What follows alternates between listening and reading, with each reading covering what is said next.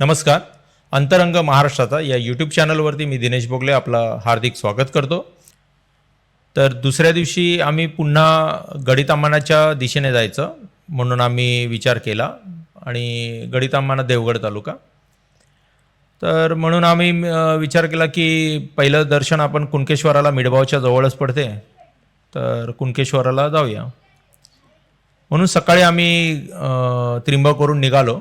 आचरा देवगड रोडवरती पहिलं आपलं जे कॅन्टीन पडते, अगदी म्हणजे बऱ्याचशा याच्यामध्ये त्यांचं हे आहे की तिथली कटवडा, त्याच्यानंतर तिथला मिसळपाव अतिशय फेमस आहे. म्हणून आम्ही कटवडा एक आणि मिसेससाठी आणि मुलासाठी मिसळपाव, मी कटवडा घेतला.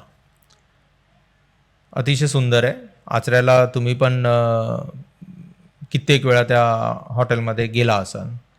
अगदी मस्तपैकी जुन्या पद्धतीचंच आहे सगळं काय वातावरण तिथे.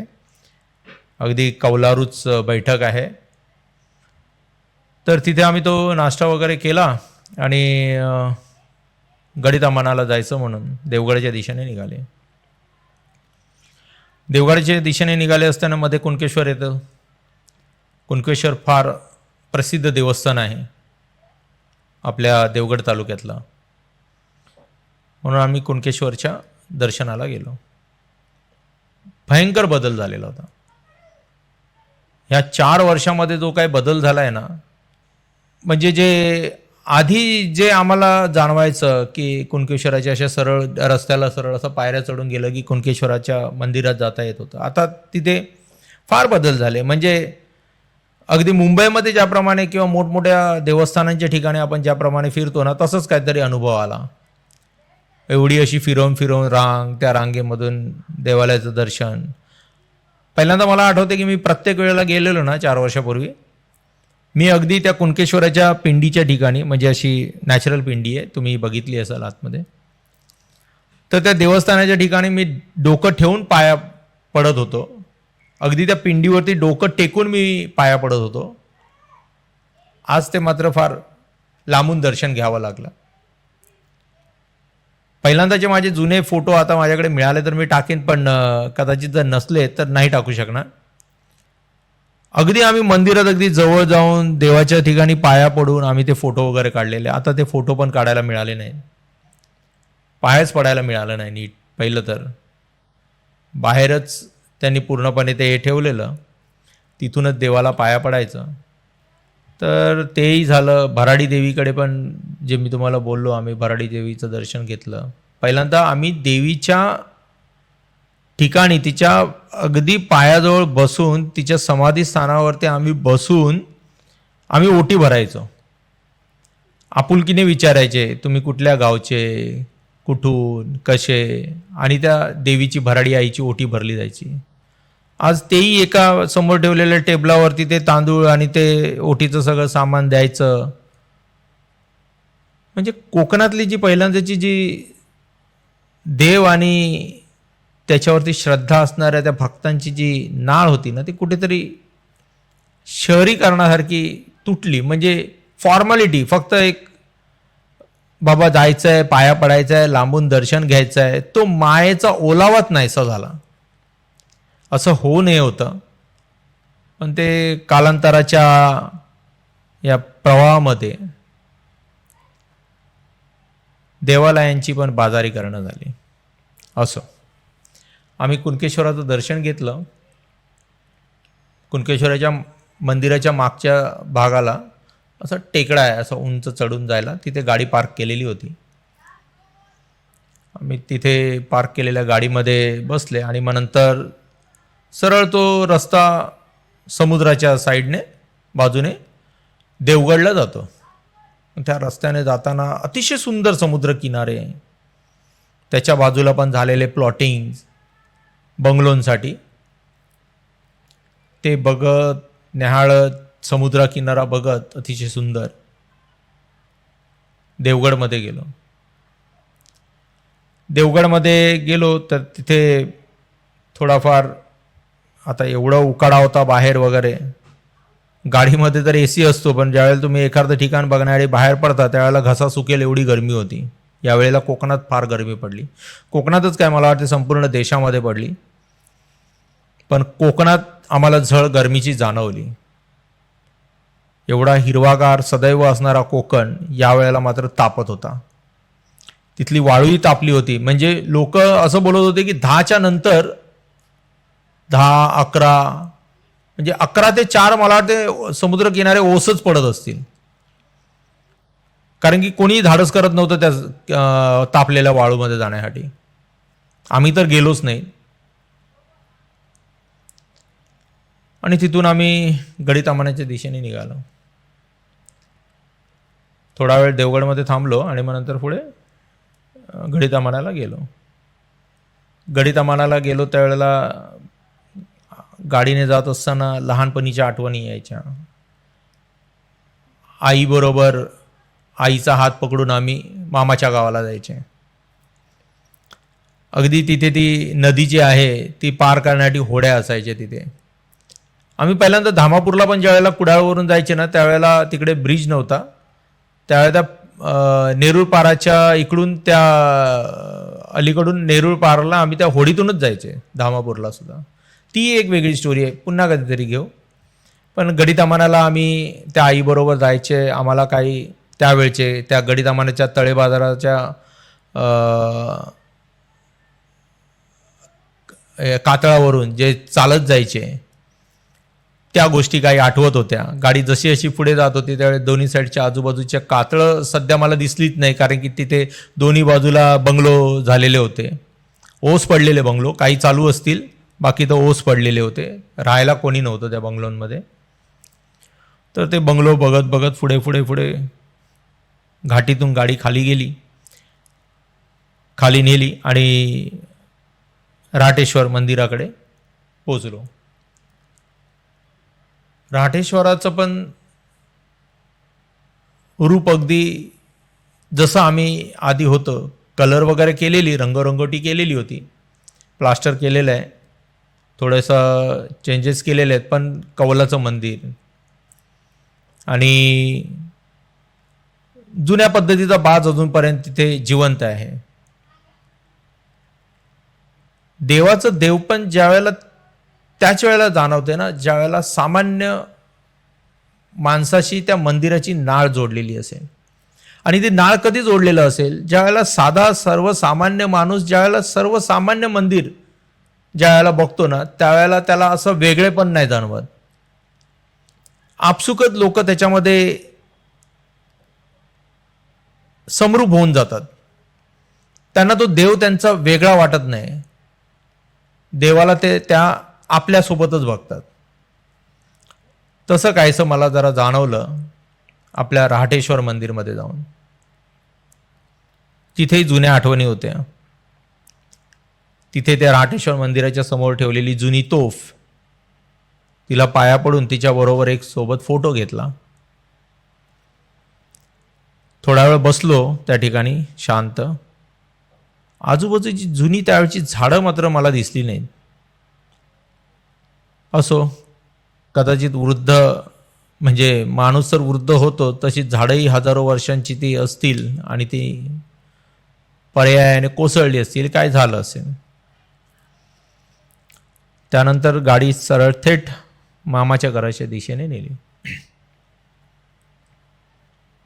मामाच्या घरामध्ये शेवटी त्यांनी पण आजूबाजूवाल्यांनी घरातल्या इतर मंडळींनी व्हिडिओ बघितलेले.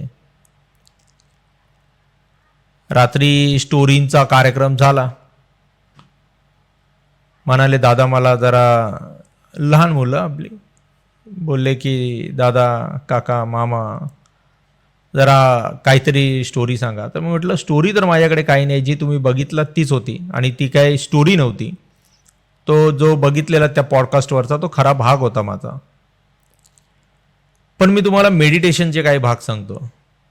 मग त्या मुलांसोबत रात्री 2 वाजेपर्यंत मुलं ते मेडिटेशन करत होते. मी हे नाही म्हणणार की मी कुठल्या मेडिटेशनचे क्लासेस केले आहेत, काय केले आहेत. मेडिटेशन, ध्यान हे क्लासेस करून येत नाहीत. तो त्याचा अनुभव तुम्हाला स्वतः घ्यायचा असतो. तिथे पण 10 मुलं बसलेली होती. आम्ही पहिले मेंढीकोट वगैरे खेळले, त्याच्यानंतर तो रात्री सगळा कार्यक्रम झाला. त्याच्यानंतर त्यांना मी तो मेडिटेशनचा भाग सांगितला. 10 मुलांमध्ये 8 मुलांना काही जमलं नाही. त्याच्यातले 2 मुलांना थोडं थोडं होत होतं आणि 2 मुलं मात्र त्याच्यातली जी होती मुंबईवरूनच गेलेली गावाला, त्यांना प्रॉपर मेडिटेशनचं जे मी ज्या ज्या गोष्टी त्यांना सांगितलेल्या त्या झाल्या. म्हणजे ह्याचा अर्थ हा आहे की प्रत्येकालाच मेडिटेशन होईलच जरुरी नाही आहे. त्याला स्वतःला सेल्फ मेडिटेट करणं जमेलच जरुरी नाही आहे. त्यावेळी मला कित्येक गोष्टींचं म्हणजे माहिती झाली की बाबा मी जे बोलतो की मी मेडिटेशन करताना किंवा मी स्वतःला डोळे बंद करून ज्यावेळेला स्वतःला बघण्याचा प्रयत्न करतो त्यावेळेला मला माझी फिजिकल बॉडी दिसत नाही. आजही आत्ताही जर मी डोळे बंद केले आणि मी जर स्वतःची बॉडी जर मला आठवायची असेल तर मला दिसत नाही स्वतःची बॉडी. काय कोणास काय ठाऊक काय होते. लोक म्हणतात सहस्रार चक्र ॲक्टिवेट करणं फार मोठी गोष्ट आहे, ते होत नाही, जमत नाही, त्याला गुरु घ्यावा लागतो. मला नाही माहिती ते सहस्रार चक्र ॲक्टिवेट होते की नेमकं काय होते. पण माझं मात्र ना अगदी सहज, अगदी मी कुठेही जरा जरी ध्यान लावलं असेल किंवा एखाद्या ठिकाणी मी जर गेलो असेल आणि तिथे जर समजा अशी काही गोष्टी असतील, आता तो मानणं न मानणं ज्याचा त्याचा भाग, पण माझ्या इथे मात्र ते चक्र फिरलेल्याचा भास होतो. भास म्हणण्यापेक्षा ज्याप्रमाणे आपल्या शरीरावरती कुठेतरी तुम्हाला जसे शहारे येतात त्याप्रमाणे माझ्या सेंटरच्या वरच्या भागामध्ये डोक्याच्या मध्ये सेंटरमध्ये एक प्रकारच्या गुदगुल्या होऊन चक्र फिरते, असं गोल गोल गोल काहीतरी फिरते असं जाणवते. तर त्याचा मी त्यांना प्रॅक्टिकल त्यांना पण मी सांगितलं की तुम्ही पण असं करू शकता मेडिटेशनमध्ये, तुम्ही असं बरीच लांब गोष्ट होऊन जाईल. तर त्या गप्पा गोष्टी त्यांच्याबरोबर चांगल्या रंगल्या. 2 वाजेपर्यंत आम्ही ते गावामध्ये आपण एखाद्या ठिकाणी जातो तर आपण काय फक्त काय नुसतं बघणं की तिथल्या लोकल माणसांची संवाद साधणं, तिथल्या लोकांची सुखदुःख जाणून घेणं, तिथल्या लोकांना काय वाटते. आपण जे पर्यटक म्हणून जर एखाद्या ठिकाणी जातोय तर आपल्याबद्दल ते लोक काय विचार करतात, किंवा आपण एखाद्या क्षेत्रामधून बघून येतोय तर तिथल्या माणसांचं रोजचं जीवन काय आहे, त्यांच्या रोजच्या घडामोडी काय आहेत हे बघणं आपल्याला गरजेचं असते. पर्यटन म्हणजे एखाद्या ठिकाणचं तुम्ही जर काही 4 गोष्टी बघताय, तिथला समुद्र किनारा बघताय, तिथली झाडं बघताय, तिथली मंदिरं बघतायत, नाही, मग तुम्ही पर्यटक म्हणून फेल आहात. वरवरची दृश्य बघून यायचं नसते. एखाद्या ठिकाणी गेल्यावरती तिथल्या गोष्टीचा अनुभव पूर्णपणे घेऊन तिथल्या लोकांबरोबर संवाद साधून तिथे प्रेमाची आदान प्रदान करून यायचं असते. आणि मी तर बाबा मात्र कुठेही गेलो तरी कुठल्याही ठिकाणी कोणाबरोबर पहिले 4 शब्द बोलूनच येतो. तो कोणी का असेना, सुरुवात आपण करायची. कधी कधी रिस्पॉन्स नाही मिळेल, पण आपण तिथल्या स्थानिकाबरोबर बोलून आलो, त्याच्या 4 गोष्टी ऐकून आलो, त्यांच्या इथल्या 4 गोष्टी समजून आलो, ह्याचा आनंद जो असतो ना तो फार मोठा असतो. पर्यटन म्हणजे नुसतं फक्त बघून आणि तिथल्या गोष्टींच्या 4 गोष्टी खाऊन नाही होत. तुम्ही कोकणात येताय ना तर वडा सांबाराची ऑर्डर देऊन नाही होत, तिथे कटवडाच खाल्ला पाहिजे. तुम्ही कोकणात येतायत ना तर घावणे चटणीच खाल्ली पाहिजे. तुम्ही कोकणात असाल आणि नॉन व्हेजिटेरियन असाल तर तुम्ही तिथल्या माशांचा, तिथला मटणाचा, तिथला चिकनचा, कोंबडी वड्यांचा आस्वाद घेतलाच पाहिजे. शाकाहारी असाल तरी सुद्धा बरंच काही आहे तिथे. दूध शेवया आहेत, नारळाचा रसचं जे दूध बनवलं जाते, शेवया आहेत, अतिशय सुंदर. आणि सकाळी जी घावणे चटणी आणि बटाट्याची भाजी कधी खाऊन बघा कोकणातल्या वातावरणामध्ये. मुंबईतल्या, पुण्यातल्या, कोल्हापुरामधल्या सिटीच्या वातावरणामध्ये खाण्यापेक्षा अंगणामध्ये त्या खळ्यामध्ये बसून, कोकणातल्या सर्वसाधारण घरांमध्ये खळ्यामध्ये बसून किंवा चुलीकडे बसून कधीतरी ते खाऊन बघा. ती पिठलं भाकरी खाऊन बघा. तर पिट्टीबरोबर असणारा भात उकड्या तांदळाचा आणि त्याच्याबरोबर सुकाट भाजलेलं चुलीवरचं कधी खाऊन तर बघा. पर्यटनासाठी फक्त काय सुट्टीच्याच दिवसात त्या मे महिन्यातल्या करपलेल्या उन्हातच जायला पाहिजे.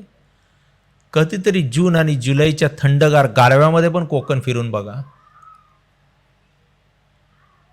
वेळ काढा. 8 दिवसाची सुट्टी असेल, जर तुमच्या घरोघरी गणपती नसतील तर एकदा घरोघरी गणपती काय असतात ते त्या कोकणात जाऊन पहा.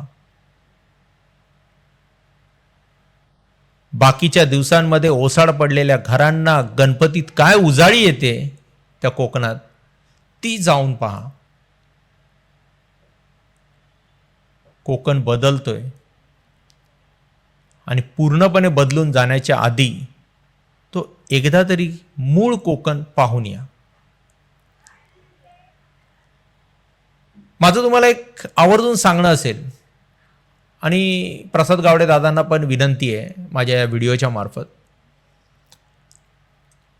की तुमच्या टीममध्ये असं काहीतरी एक साधा, कारण की लोकांची ना खरोखर म्हणजे मी ज्यांच्याबरोबर बोललो ते कोकणात खास करून आलेलं ना प्रसाद दादा तुम्हाला बघण्यासाठी, तुमच्याबरोबर बोलण्यासाठी. त्यांना स्वतःची प्रसिद्धी नको होती. त्यांना असं वाटत होतं की आम्ही प्रसाद दादांबरोबर जाऊन बोलणार, आम्ही त्यांच्याकडून काही गोष्टी जाणून घेणार आणि आमच्या मनातल्या कल्पना त्यांना सांगणार. त्यांना कल्पना सांगायच्या आहेत, कारण की प्रत्येकाला असं वाटतं की ना मराठी माणूस काहीतरी असा बनला पाहिजे, मराठी माणूस असं बनलं पाहिजे, कोकण असं जपलं गेलं पाहिजे. त्यांच्या स्वप्नातलं कोकण ते तुम्हाला सांगायचा प्रयत्न करतायत. प्रसाद दादा, जर हा व्हिडिओ तुमच्यापर्यंत जर कोणी पोहोचवला असेल ना तर कृपया करून माझ्या बोलण्याचं म्हणून नाही, त्या संपूर्ण महाराष्ट्रातल्या ना त्या मराठी माणसांचा आवाज, त्या कोकणातल्यांचा आवाज तुम्ही ऐकावा.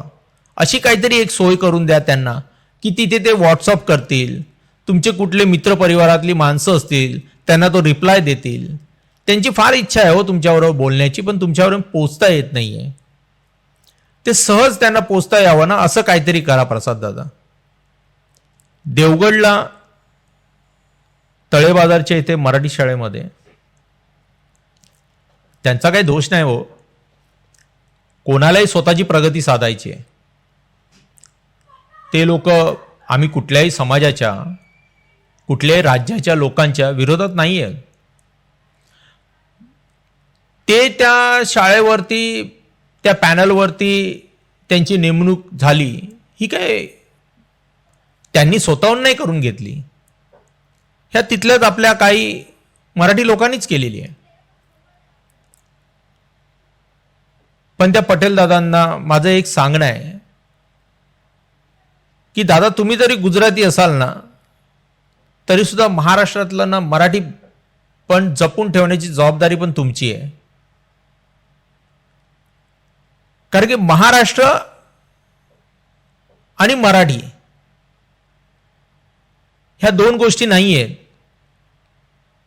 आता तर मी ह्या व्हिडिओच्या मार्फत इतकं सांगेन की एखादी गुजरातीच कम्युनिटी नाही, तुम्ही तर अतिशय छान काम करता. गुजराती कम्युनिटी जसं पटेल आहेत, जसं जैन आहेत आणि मारवाडी कम्युनिटीमध्ये मेहताज आहेत ग्रुप, शाह ग्रुप आहे. शाह ग्रुप तर आमचे मित्र गुजराती, त्यांनी चांगल्या प्रकारे आम्हाला सपोर्ट केला आहे, नाही असं नाही आहे. आज त्यांच्या सपोर्टने मीही काम करतोय, मीही माझ्या व्यवसायामध्ये त्यांचाच सपोर्ट घेतलेला आहे आणि ते माझ्या सपोर्टला आहेत. आज आमचा मारवाडी ग्रुप केवढा तरी मोठा आहे, आज त्यांच्या सपोर्टने मी चालतोय. आणि तुमचे खरोखर आभार आहेत की आम्हा मराठी काही होतकरू तरुणांना तुम्ही जो आधार दिलाय त्याच्यामुळे आम्ही आज चालतो आहोत. फक्त माझी तुम्हाला विनंती काय आहे माहिती आहे का, की महाराष्ट्रातला ना मराठी माणूस संपू नये ह्याच्यासाठी तुम्ही काळजी घ्या. त्या यूपी बिहारमधून आलेल्या लोकांना,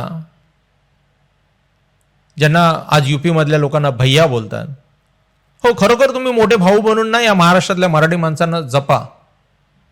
कारण की मराठी माणूस स्वतःलाच जपायचा म्हणजे त्याला कळतच नाहीये की बाबा एकत्र लढणं काय असते, लढणं म्हणजे मारामारी नाही हो, व्यवसायासाठी लढणं, स्वतःच्या उदरनिर्वाहासाठी लढणं, स्वतःचा परिवार मराठी म्हणून परत ह्याच महाराष्ट्रामध्ये जिवंत राहण्यासाठी लढणं. ह्या सगळ्या गोष्टी आहेत ना, मराठी माणसाला आजही कळत नाहीये आणि मला वाटते कदाचित भविष्यातही कळणार नाही. पण या मराठीला आणि ह्या महाराष्ट्राला मराठी म्हणून जिवंत ठेवण्यासाठी मी तुम्हा लोकांना विनंती करतो की तुम्ही परप्रांतीय म्हणून इथे व्यवसाय करा, पण ह्या महाराष्ट्रातला मराठी माणूस मात्र जिवंत ठेवा. तर त्या तळेबाजाराच्या इंग्लिश मीडियम स्कूलमध्ये आज त्यांनी मला सांगितलं, माझ्या मामाच्या मुलाने, की कित्येक जण तिथला पटेल ते व्यावसायिक आहेत, वखारीचा त्यांचा धंदा आहे. आज ते त्या शाळांमध्ये मराठी, मुंबईपासून 500 किलोमीटर लांब आहे इथून ते देवगड, तिथे हे सगळे मंडळी 20 वर्षापूर्वी गेलेले व्यवसाय अगदी व्यवस्थित त्यांनी इस्टॅब्लिश केलेला आहे. आणि ती मंडळी आज त्या शाळेच्या पॅनलवरती आहेत. उद्या कदाचित त्या शाळेचे चेअरमॅन पण होतील, कदाचित आता मी बोलेपर्यंत झाले पण असतील, काय माहिती. असो, हो, त्यांची मेहनत आहे, त्यांचे श्रम आहे. पण मला एक गोष्ट तिथल्या त्या स्थानिक मराठी लोकांना जाणवून द्यायची आहे की तुम्ही कुठे कुठे आहात. तुम्ही या देशातल्या इतर राज्यांमध्ये तुम्ही कुठे आहात याचा विचार करा आणि जे काय करतायत ना त्याचा विचारपूर्वक निर्णय घेऊन पुढचं पाऊल उचला. अशा गोष्टी. तिथून मग नंतर आम्ही ते दर्शन वगैरे घेतलं आणि सरळ थेट गाडी काढली आणि सकाळी सकाळी तिकडून निघाल्यामुळे देवगडवरून आम्ही 11पर्यंत आम्ही त्रिंबकमध्ये होतो. 10 10:30 11 बस. तिथून आमच्या बॅगा सगळ्या पॅक केल्या, कारण की आम्ही म्हटलं की आम्हाला पुढे प्रवासाला जायचं आहे घोडगे जांभोडे. आणि त्या घोडगे जांभोड्याला आमच्या मूळ गावी भगवती आई, गांगेश्वर आणि आमच्या वाडीमधला, बामणवाडीमधला अत्यंत जागृत देवस्थान असणारं, निसर्ग, पुन्हा निसर्ग, एक जांभळीनीचं झाड आहे तिथे पहिल्यांदा म्हणायचे गोठणीचा आंबा. तर त्या गोठणीच्या आंब्याच्या खालती गायी जाऊन बसायच्या. जसं कोकणातल्या इतर ठिकाणी तुम्हाला ही स्टोरी कॉमन मिळेल की तिथे एखाद्या खडकावरती गायीने पाना सोडायची, तिथे ती पिंडी असायची आणि त्या पिंडीतून मग नंतर ते देव उत्पन्न झाले. ही कोकणातली कॉमन स्टोरी. इथे पण काय व्हायचं, तर गोठणीचा आंबा इतका मोठा होता, त्याचं क्षेत्र कमीत कमी जर मोजायचं झालं तर 50 मीटर बाय 50 मीटर असं पूर्णपणे चौरस क्षेत्रफळ जर पकडलं आपण तर एवढा मोठा तो गोठणीचा आंबा. आणि त्याच्या खाली ती गायी वगैरे बसायच्या. फार हे बोलता बोलता मी तुम्हाला ती पुन्हा स्टोरी सांगेन. पण आम्ही तिकडून निघाले आणि तिकडून निघून सरळ थेट आम्ही ह्याच्यामध्ये गेले कासार टक्क्याला. कासार टक्क्याला आम्ही एक नवस केलेला होता, तिथे येऊन घंटी बांधू म्हणून. आणि तो घंटी बांधण्याचा नवस आमचा राहिलेला होता. अगदी 4 वर्षापूर्वी ज्या वेळेला गेलेलो त्याच वेळेला तो नवस पूर्ण करायचा होता, पण घंटी राहिली इथेच, जी त्यांच्या नावाने घंटी घेतलेली. आणि आम्ही तिकडे प्रवासाला गेलो. प्रवासामध्ये आता म्हणाल तुम्ही की ही काय गोष्ट आहे म्हणून, तुमच्या गाडीमध्ये बिघाड असेल काय असेल, काही नाही. गाडी अगदी व्यवस्थित मुंबईपासून तीच गाडी आता पण नेलेली. आणि त्यावेळेला बिघाड असेल काय असेल, पण त्याचं आणि माझं नातं फार जुनं आहे कासार टक्क्याचं. कासार टक्क्यात मी धामापूरमध्ये आधी राहत असताना एक गोष्ट माझ्यासोबत घडलेली, चला सांगतोच. मी 2000 आणि 2001च्या मध्ये धामापूरला होतो आणि आमच्या काकांची 450 जीप घेऊन मी चौक्याच्या दिशेने गेलो आणि चौक्यावरून परत रिटर्न येत असताना त्या कासार टक्क्याजवळ दुपारचे दीड पावणे 2 असणार, एक माणूस उभा होता कासार टक्क्याकडे आणि त्याने मला हात दाखवला. मी कासार टक्क्याकडे येऊन हॉर्न दिला, पण मी त्या माणसाला गाडीत घेतला नाही आणि मी ती 450 जीप घेऊन सरळ भगवती मंदिरच्या इकडे, असा निमुळता रस्ता, आता थोडासा रुंद केला आहे, 2 गाड्या पास होतील, पण त्यावेळेला तर इतका निमुळता रस्ता होता की जर समोरून एखादा ट्रक आला आणि समोरून जर एस टी बस आली तर त्यांना जागा देण्यासाठी एक वळण होतं, असं मंदिराच्या खालच्या साईडला एक असं वळण होतं आणि त्या वळणावरतीच फक्त थोडीशी जागा होती जिथे डबल गाडी पास होईल. म्हणून त्या चिऱ्याच्या डंपरने गाडी अशी कोपऱ्याला साईडला लावलेली होती, त्याच्या मागे जाऊन मी उभा राहिलेलो होतो. डोक्यामध्ये सतत तोच विचार येत होता कंटिन्यू. मी उभा राहिलोय पण डोक्यामध्ये विचार काय होता, अरे त्या कासार टक्क्याकडे कोण उभा होता एवढ्या दुपारचा उन्हामध्ये, एकटाच माणूस आणि मला हात देत होता.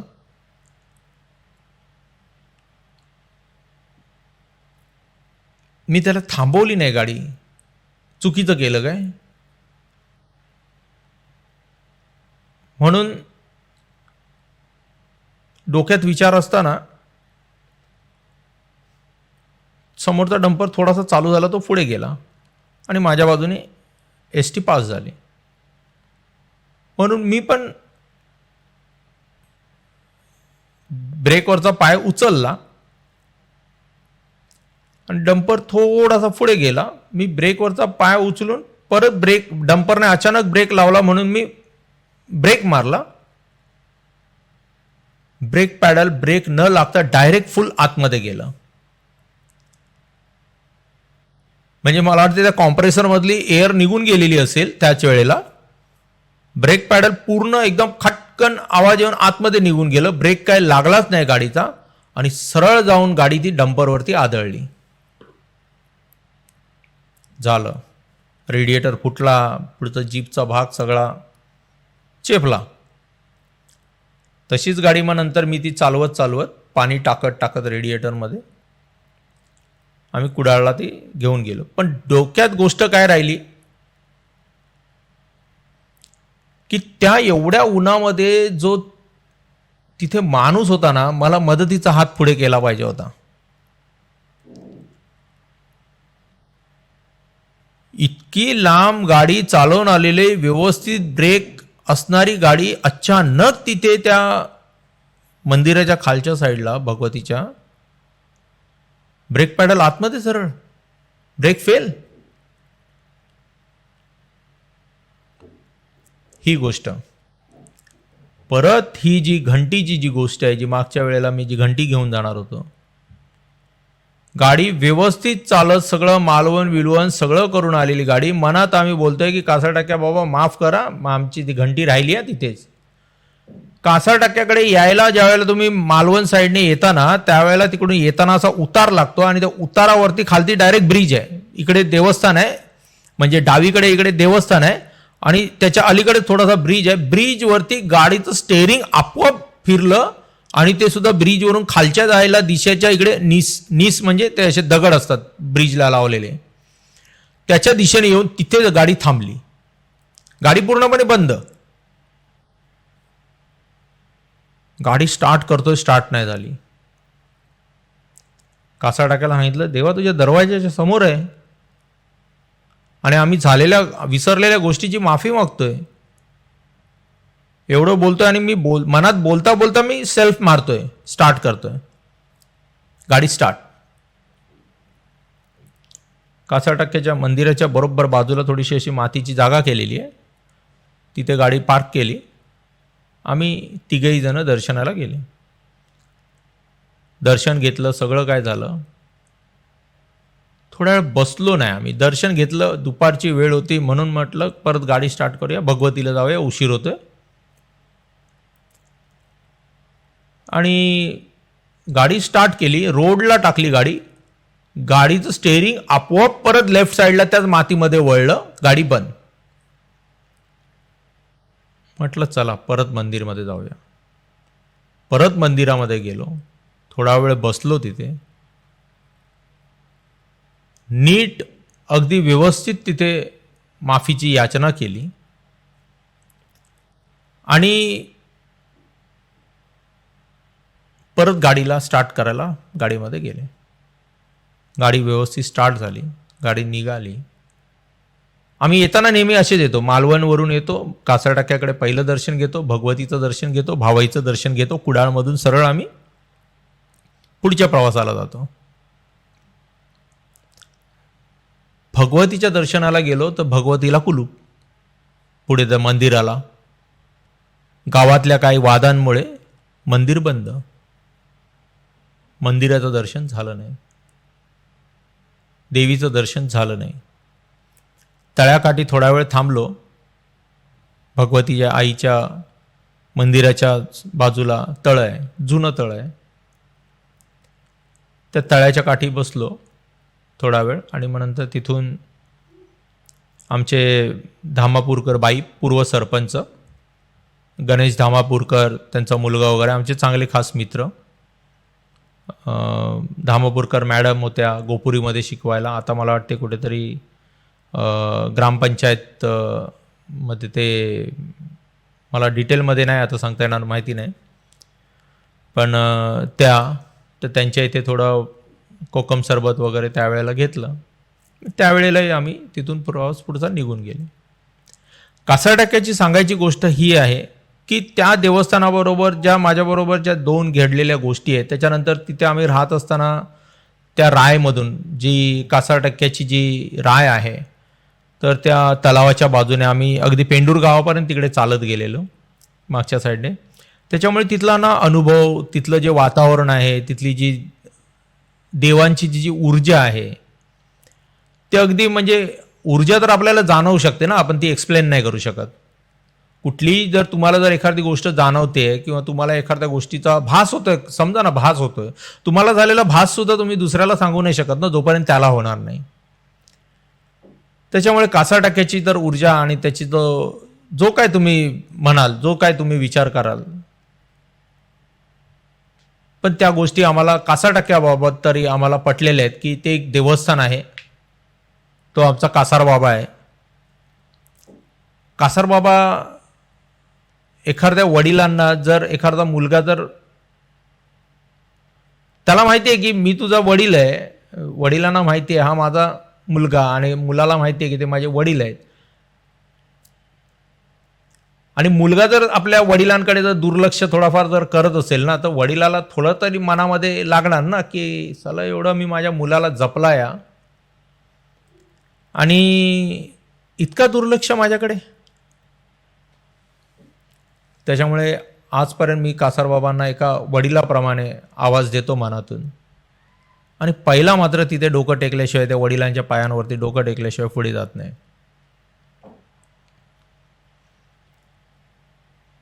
या वेळेला पण आम्ही गेलो आवर्जून, ती घंटी घेतली, घंटी बांधली कासारबाबाच्या इथे. आम्ही उपरनं घेऊन गेलो. आज आम्ही जेवढी मंदिरं केली तेवढ्या सगळ्या मंदिरं, म्हणजे अगदी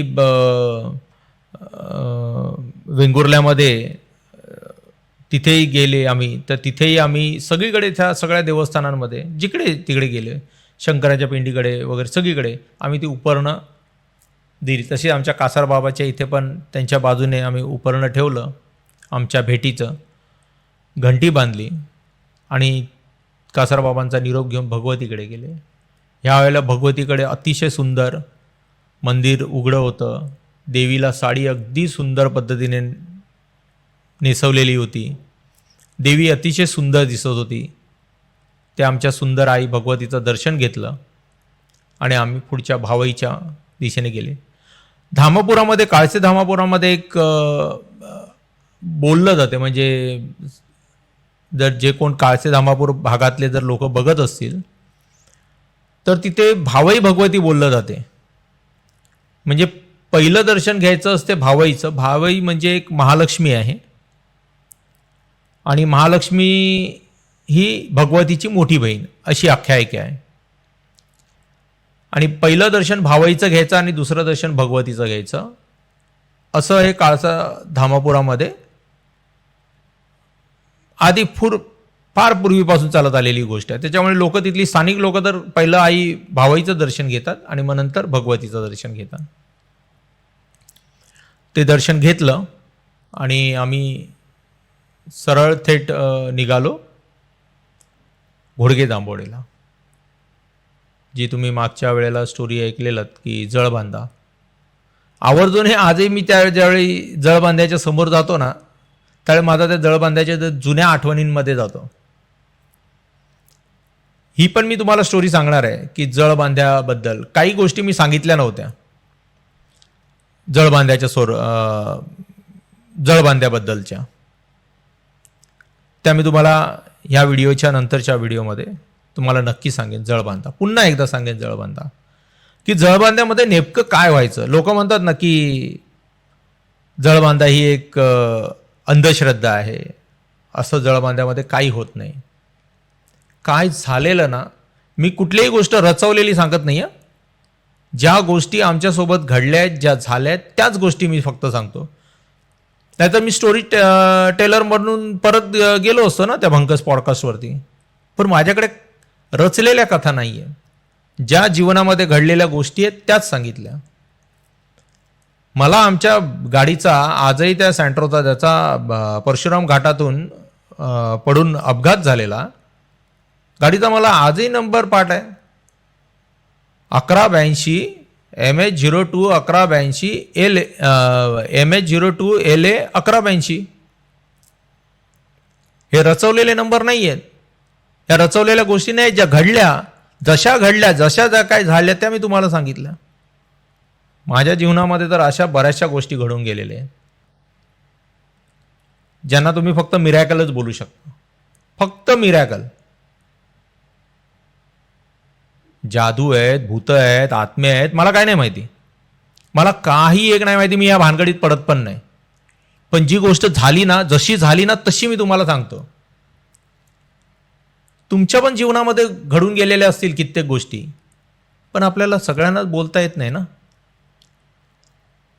बरं, आपल्या मनात हा विचार असतो, बोललं तर समोरचा काय विचार करेल, आपल्याला वेळात तर नाही ना काढेल.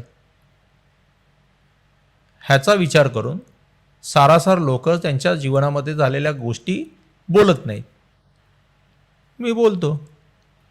तर आम्ही तिथून घोडगे जांभोळेच्या दिशेने निघालो. गावात पोचलो. मी तुम्हाला स्टोरी सांगितलेली ना की गावात पहिला त्या यात्रेच्या वेळेला 32 मनाचा भात रक्तात कोलसवून, पहिल्यांदा पूर्वी तिथे रेडा कापण्याची प्रथा होती. तो भात त्या बाजूच्या तिथल्या जाग्यांच्या इथे ह्याच्या अलीकडे, जळबांध्याच्या थोडंसं अलीकडे, तिथे तो भात पेरला जायचा वाफ्यांमध्ये. आणि तो रात्री पेरलेला भात सकाळपर्यंत नाहीसा. कोणी ती शीतं उंदरांनी खाल्ली? एवढा 32 मनाचा भात. काय होतं ते काय नव्हतं तर आम्ही त्यावेळेला बघायला नव्हते. पण योगायोग असा की त्या दिवशी आम्ही भगवती मंदिरमध्ये गेलो, आई भगवतीच्या मंदिरमध्ये जांभोळ्याच्या. आणि तिथे आई भगवतीचा गोंधळ चालू होता. गोंधळ म्हणजे जो आपल्या तुळजाभवानी आईचा असतो तोच गोंधळ गावोगावी घालतात. मंदिरात त्याच दिवशी चालू होता. आम्ही मंदिरात जायचं म्हणून नॉनव्हेज खाऊन नाही गेले. मंदिरात जायचं म्हणून मुलाला नॉनव्हेज खायचं होतं, पण मुलाला बोलून नॉनव्हेज नाही खायचं. आणि त्या दिवशी बघितलं तर बकऱ्याचं मटण म्हणजे ते कापून, बकरे कापून मंदिरामध्ये देवीला नैवेद्यच त्या नॉनव्हेजचा. आणि सगळ्या पंक्तीच बसल्या आहेत, त्या नॉनव्हेज खात आहेत सगळे. आम्ही त्या गावात राहत असून सुद्धा आधी आम्हाला ही गोष्ट माहितीच नव्हती की त्या गोंधळाच्या दिवशी देवीला नैवेद्य बकऱ्याचा दिला जातो. आणि तिथे ते मंदिरातच बसून सगळा प्रसादच नॉनव्हेजचा असतो. पहिल्यांदाच माहिती पडली. आईला साडी दिली, ओटी भरली, पाया पडले. आता एवढी गर्दी होती तिथे किती लोकांना बोलणार. लोकांनी आवर्जून आग्रह केला की या, बसा, जेवा वगैरे. पण आम्ही जेवायला न थांबता, बाजूचा माझं लहानपणापासूनचं आहे, मी शाळेत असल्यापासूनचं, की पहिलं त्या गणपतीचं दर्शन घ्यायचं आणि आतमध्ये भगवती आईचं दर्शन घ्यायचं. त्याप्रमाणे मी माझ्या परिवाराला पहिलं गणपतीच्या दर्शनाला घेऊन गेलो. गणपतीची मूर्ती अतिशय सुंदर आणि सुबक. फोटो काढणार होतो, पण पूर्णपणे त्या दिवशी तो उत्सव असल्यामुळे हार इतके घातलेले होते की फक्त गणपतीचा चेहराच दिसत होता. ते डोळे आणि थोडंसं तोंड दिसत होतं, पूर्ण गणपती दिसत नव्हता. पण मूर्ती अगदी सुंदर. म्हणजे मला वाटते हेमाडपंथी त्यावेळची ती मूर्ती आहे. म्हणजे जवळजवळ तीही मूर्ती कमीत कमी हजारोच वर्ष बोलली पाहिजे. म्हणजे त्या टाईपची ती मूर्ती आहे. त्या तुम्हाला जास्त करून मूर्त्या तुम्हाला साऊथ साईडला दिसतात. ती कोकणात एकमेव मूर्ती आहे. एकमेव मूर्ती तुम्हाला दुसऱ्या असल्या गणपतीच्या मूर्त्यात दिसत नाही, जी त्या मंदिरामध्ये मूर्ती आहे. तर तिचं दर्शन घेतलं, आई भगवतीचं दर्शन घेतलं, ओटी वगैरे भरली आणि सरळ आम्ही आमच्या दिशेने, वाडीच्या दिशेने निघालो. मध्येच जळबांधा. जळबांध्याकडे एक टक लावून बघितलं थोडंसं गाडी चालवता आणि पुढे निघून गेलं. जळबांधा तसा नाही आहे आता की जो आम्हाला लहानपणी असायचा. पहिल्यांदा आम्ही तिथे ना जळबांध्यावरती जाऊन सगळे आमच्या गावातले लोक गिलावा करण्यासाठी, तिथे पिवळी माती आणि सफेद मातीचा एकदम सॉफ्ट माती, एकदम नरम माती, मुलायम माती तिथे मिळायची जळबांध्यावरती. म्हणून बहुतेक लोक तिथूनच माती आपल्या घराला गिलावा, मातीचं घरं असायची आधी. आता चिऱ्यांची आणि स्लॅबची घरं झाली आहेत, RCC घरं. पण त्यावेळी मोस्टली करून सगळ्यांची मातीची घरं. चिऱ्याचे खांब जरी असले तरी भिंती तरी किमान मातीच्याच असायच्या. आणि त्यांना दर पावसाळ्याच्या वेळेला ना, पावसाळा गेला की गिलावा काढायचा, अशी पद्धत होती.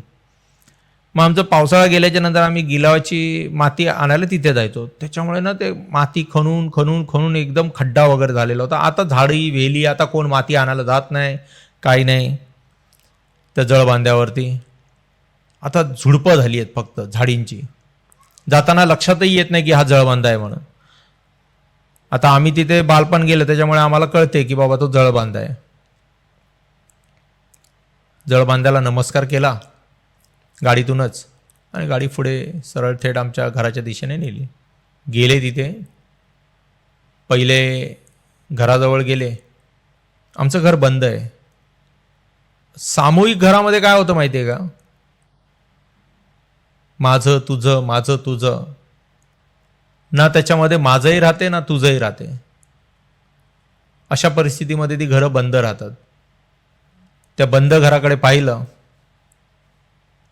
आमच्या कोकणामध्ये प्रथा आहे की आजोबांचा नारळ, माझे वडील वारलेले आहेत त्याच्यामुळे त्यांचा नारळ त्या घराच्या आतमध्ये बंद आहे. त्या बंद घराच्या आत असणाऱ्या आजोबांच्या आणि वडिलांच्या नारळाला हात जोडले आणि अगदी आमच्या घराच्या समोर असणारं श्री क्षेत्रपाळ देवस्थान, ज्याला सत्यनारायण बोलले जाते, त्या सत्यनारायणाच्या दर्शनाला आम्ही खालती निघून गेले. पाया वगैरे पडले. 2 मिनटं त्या जमिनीवरती थांबले. आईच्या, बाबांच्या जुन्या आठवणींना उजाळा देत आमच्या गावाचा निरोप घेतला आणि सरळ थेट निघाले गांगेश्वराच्या दर्शनाला. गांगेश्वर ची पण जी एक स्टोरी आहे ना, मूळ तिथली पिंडी, त्याच मंदिराच्या मागे असणारं एक घर, वेड्याचा झटका म्हणा की काय कसल्या कारस्थानांमुळे म्हणा, त्याने ती पिंडी फोडलेली. आता जी पिंडी जी बसवलेली आहे ती नवीन आहे. तर तिथेही ग्रामस्थांची फार श्रद्धा. आमच्या ज्या तिकडे 7-8 वाड्या आहेत त्यांचं मिळून ते एक देवस्थान आहे गांगेश्वर. उत्सव अगदी चांगल्या पद्धतीचे होत असतात. सप्ताह होतो तिथे, 1 दिवसाचा सप्ताह असतो. बाकीच्या वेळेला त्याची जी पारद वगैरे काय होते ती मी त्या एका व्हिडिओमध्ये त्याच्याबद्दल तर सांगितलेलं. पण त्या उत्सवाचे जर फोटो जर मिळाले तर मी ते या व्हिडिओमध्ये नक्की टाकेन. गांगेश्वराची जी पिंडी अतिशय मोठी पिंडी आहे, सुबक पिंडी आहे. अजून मंदिराचं बाहेरचं सगळं काम झालेलं आहे, पण मंदिराच्या आतमधलं आणि गाभाऱ्यातलं काम थोडं थांबलेलं आहे. होते हळूहळू. बाकीच्या मंदिरांप्रमाणे आमचं गांगेश्वराचं मंदिर पण बदलते आहे. देव आमचा राईंमध्ये आणि जंगलांमध्येच मिळतो. कोकणामध्ये मात्र हे एक आहे की कोकणातली प्रत्येक देवस्थानं बघा एका विशिष्ट स्थानावरती असतील. अशी कुठेतरी गजबजीच्या ठिकाणावरती वगैरे अशी कोकणातली देवस्थानं तुम्हाला मिळणार नाहीत. गजबज आत्ता होते त्यांच्या आजूबाजूला, पण पूर्वीच्या काळी ते निर्जन स्थळीच मंदिरं असायची. आमचा देव हा जंगलातच असायचा, कारण की कोकणाने जंगलं जपली आपला देव समजूनच. त्याच्याबद्दल तर प्रसाद गावडे दादा तर सांगतातच आहेत सगळ्यांना ओरडून ओरडून. कोकण ज्या पद्धतीने साधा प्रांत ना, साधासुद्धा, त्याचप्रमाणे आमची देवळं, आमची तिथली मंदिरं आणि आमचे देवही साधे. आत्ता बदलत आहेत. बदलू नये पण बदलत आहेत. तर गांगोचं दर्शन आम्ही घेतलं. गांगेश्वराला आम्ही गांगो बोलतो. आणि त्या आमच्या गांगोचं दर्शन घेतलं आणि गाडी थेट वळवली कणकवलीच्या दिशेने. कणकवली एस टी स्टँडच्या समोरच खालच्या साईडला मला वाटते पूनम की पूजा डिलक्स अतिशय चांगलं आहे राहण्यासाठी. रेट पण त्यांचे कमीच आहेत, काही जास्त नाही आहे. तिथे राहिलो आणि सकाळी पण रात्री मी जे तुम्हाला मागाशी सांगितलं की तिरफळ हॉटेल, तिरफळ, त्या ठिकाणी जेवायला गेलो. अतिशय सुंदर जेवण, चांगलं झालं. जेवण सुंदर आहे. त्या हॉटेलमध्ये कशा प्रकारची सिटिंग आहे किंवा काय ह्याच्याकडे लक्ष देऊ नका. जेवण अतिशय सुंदर आहे तिरफळमधलं. मी त्याची काही ॲडव्हर्टायझिंग करत नाही किंवा त्यांनी काही मला कुठले पैसे नाही दिलेत. जी मला गोष्ट जाणवली, मी तुम्हाला आधीच सांगितलं, मला जी गोष्ट जाणवते ना त्याच्याबद्दल चांगलं बोलायला कोणी हे करू नये. जी गोष्ट जशी घडली ना आपल्यासोबत तशी सांगावी. ज्या गोष्टीचा जसा आपल्याला अनुभव आला ना तसा सांगावा. आम्ही तेवढंच सांगणार. तुम्हाला याच्यात मजा आली, नाही मजा आली, चांगलं वाटलं, बरं वाटलं, नाही वाटलं, मी त्याचा विचार करत नाही, कारण की तो खोटेपणा होईल. जर मी तुमच्याबरोबर बोलताना काही ठरवून बोलत असेल ना तर तो खोटेपणा झाला ना. मी ते ठरवून बोलतोय. मी तुमच्यासोबत बोलतोय, फक्त एवढंच आहे की तुम्ही माझ्यासोबत बोलू शकत नाही. मी जे बोलतोय ते तुम्ही ऐकताय. पण तुम्ही बोलू शकता कमेंटमध्ये. तुम्ही तुमचं प्रेम दाखवू शकता लाईक्समध्ये. तुम्ही तुमच्या गोष्टी आवडलेल्या दुसऱ्यांना सांगून सबस्क्रायबर वाढवू शकता. तुम्ही अशा प्रकारे जर बोलत आपण एक दिवस समोरासमोर टेबलवरती येऊ, समोरासमोर बोलू, आपल्या महाराष्ट्राबद्दल बोलू, आपल्या मातीबद्दल बोलू, आपल्या माणसांबद्दल बोलू. मी तयार आहे तुमच्याकडे यायला. फक्त तुम्ही कधी बोलवणार याची आम्ही वाट बघतो. रात्रीचं जेवण केलं, रात्री चांगली झोप झाली. चांगलं हॉटेल आहे. आणि तिथून आम्ही सरळ मग सकाळी 10च्या नंतर मुंबईच्या दिशेने गाडी सोडली. अगदी तुम्ही पळवत त्या इंदापूरपर्यंत गाडी अगदी व्यवस्थित घेऊन येता. त्याच्यानंतर जो काय तुमचा ट्रॅफिकचा ससेमिरा चालू होतो पुढे, तो अगदी तुमचा घोडबंदर क्रॉस करून आमच्या विरारला येईपर्यंत ट्रॅफिकच ट्रॅफिक. इंदापूरचं हे ओलांडतानाच तुम्हाला जाणवते की कोकण मागे सुटला. पूर्वीच्या काळी आम्ही ज्या वेळेला लक्झरीने यायचे वगैरे लहानपणी, एस टीने यायचे. एस टीने फार कमीच येणं जाणं झालं, कारण की पूर्वी कोकणात जाणाऱ्या लोकांना माहिती असेल छाया ट्रॅव्हल्सची फार जुनी ट्रॅव्हल्स, आणि ती पिंपळ होता तिथे, तो आज पिंपळ नाही आहे. त्या पिंपळाच्या खाली ते सगळ्या बसेस लागायच्या. पण सगळ्यात जुनी ट्रॅव्हल्स, मला आजही नाव अगदी चांगलं आठवणीत आहे. मी कुठे नाव शोधायला गेलो नाही की नाही, ते माझ्या डोक्यामध्ये छापलं गेलं आहे, छाया ट्रॅव्हल्स. पुढे ते छाया ट्रॅव्हल्सवाल्यांची कोणाबरोबर पार्टनरशिप झाली, त्याच्यानंतर त्यांनी भरपूर गाड्या काढल्या. त्याच्यानंतर आज पुढे काय झालं मला काय कल्पना नाही त्याची, पण मला त्यांची ती छोटीशी छाया ट्रॅव्हल्सची गाडी आठवते. मी मुंबईवरून गावाला जात होतो, परेलवरून निघालेली गाडी, आणि ती गाडी कोकणातल्या कुठल्या तरी एका रस्त्यावरती, आणि मागून लाईट देत सकाळ होत आलेली होती. कणकवलीला गाडी पुढे पोचणार होती, पण ती अलीकडे राजापूरच्या वगैरे आणि मधल्या भागामध्ये असेल कुठेतरी गाडी. मागून हॉर्न देत टाटा टाटा टाटा अशी करत, आणि साईड हा देत नव्हता म्हणून त्याने डायरेक्ट गाडी अशी जवळजवळ, पहिल्यांदा लक्झऱ्यांमध्ये भरपूर चालायचा, आता चालते काय माहिती नाही, मी बरीच वर्ष झाली लक्झरीने गेलो नाही. तर असं लक्झरीला घासायला दुसरी लक्झरी यायची, म्हणजे घाबरवायला की चल मला साईड देतोस की नाही, अशा पद्धतीने. तर ती बस अशी आली, मला काय दिसलं नाही, मी काय उठून मागे बघितलं नाही. गाडीमधली माणसं उतरून कमी झालेली होती, आणि ही त्यावेळेला कोकण रेल्वे नव्हती, आणि ही बस अशी जायला आणि ती बस अशी यायला, आणि वाऱ्याच्या वेगाने निघून गेली. मागे फक्त लिहिलेलं दिसलं पावलो.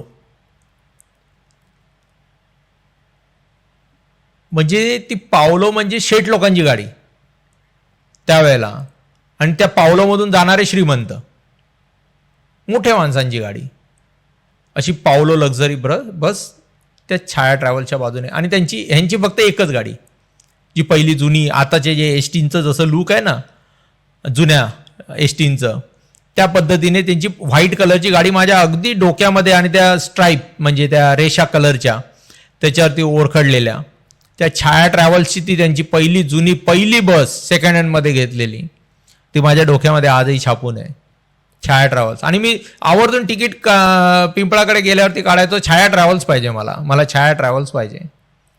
असं करून एक प्रत्येकाचं एक प्रेम असते, एक आवड निर्माण झालेली असते. माझा तसा स्वभाव की बोलत जायचं.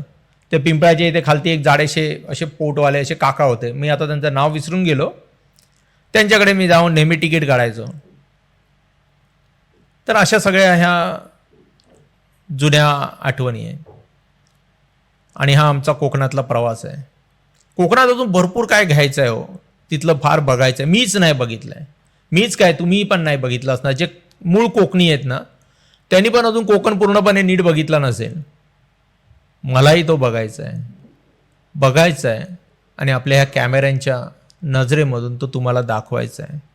नुसता दाखवायचा नाही आहे, तर त्याच्याबद्दल मला बोलायचं आहे. आणि तुम्हाला संपूर्ण कोकण न दाखवता थोडे पार्ट दाखवत तुम्हाला तो कोकण बघायला जायला मला भाग पाडायचा आहे. मला तुम्हाला तो कोकण दाखवायचा आहे, कॅमेऱ्यातून आणि टी व्ही चॅनलच्या मार्फत नाही, तर तुम्हाला तो तुमच्या स्वतःच्या डोळ्याने बघायचा आहे. त्याच्यासाठी मी असे व्हिडिओ मध्ये आणत जाईन. तुम्ही तुमचं आम्हाला प्रेम देत जा. सबस्क्राईब करा चॅनलला जर केलं नसेल अजूनपर्यंत. सबस्क्राईब करण्यामध्ये काही एक पैसा जात नाही.